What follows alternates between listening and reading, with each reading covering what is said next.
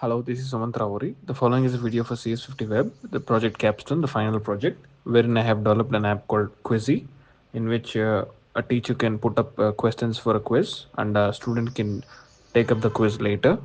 Now let's try to register a teacher. This could be done by selecting the user type to be a teacher. Okay, this is the teacher login now. Now let's create a class with student 1 and student 2 as the students. Now let's create the class. Let's visit class 101. And now as you can see, student 1 and student 2 are enrolled in the class.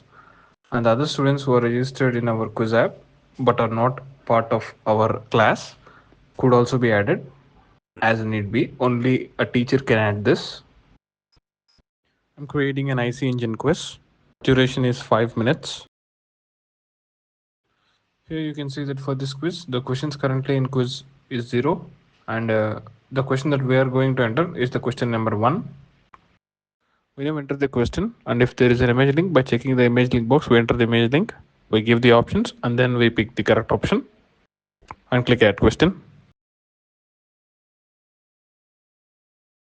And now it says questions currently in quiz is 1, and currently we are about to enter question 2. Let's do that. Now let's repeat the same process for all the questions in the quiz. I have added the questions. Now let's open the quiz. The students enrolled are student 1 and student 2. Let us log in as student 1. There we go. I logged in. Let's go to class 101. IC engine quiz. Yeah, that's the quiz that we have registered. And here we go. This is our quiz, and first question is loaded. And you can also see there's a countdown going on the top right.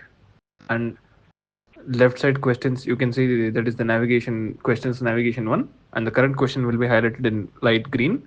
And you can see below the question, there are previous and next, which are navigation options. And the save so far option saves a quiz in the middle, like a checkpoint. And let's say if by mistake we close this quiz and again we logged in later, the quiz will resume and the countdown will also resume from where it was saved earlier. So that's the utility of the save so far button, and the submit button actually submits the entire quiz. Now as you can see, I have gone out and came back again, and the quiz has actually resumed from the 5th question where we have left earlier. Now I have completed the quiz. I'm going to submit the quiz, and after submitting, it should take us to an analytics screen. Yeah, this is the analytics screen. It shows how many questions we got it right, and the pie chart showing correct questions, incorrect questions, and unattempted questions. And the 3 columns here are an elaboration of that pie chart regarding correct and incorrect and unattempted questions. Here at the end, you can actually see all the questions of the quiz with the correct answer marked in green. And if we marked a question wrongly, the option would be highlighted in red, as is shown here with the option Charles law, which is actually wrong. The correct answer is Poisson's law. Now let me demonstrate you some mobile responsive features. Initially the screen is large with 1492 pixel width, and now let us try to decrease it and see what happens.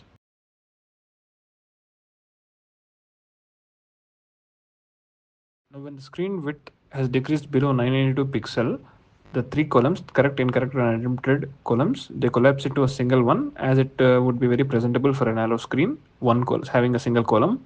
Now when we go on and further decrease the screen size below 576 pixel, you can see the question navigation bar, which is up until now vertical, will become horizontal, and the questions will appear below the question navigation bar, as it would be nice for a very narrow screen on the mobile having a in a one column structure.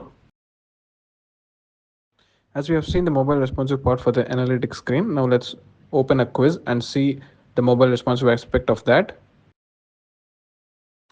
As you can see, when the size gets below 576 pixel, the question navigation bar becomes horizontal and everything appears in a single column, as it would be good for a mobile. And that showcases the mobile responsive aspect of our quiz app. This completes the demonstration for Capstone project, and incidentally, this is also the final project. Now, I would like to thank Professor David J. Mallon and Brian Yu for giving me this opportunity for completing CS50 Web.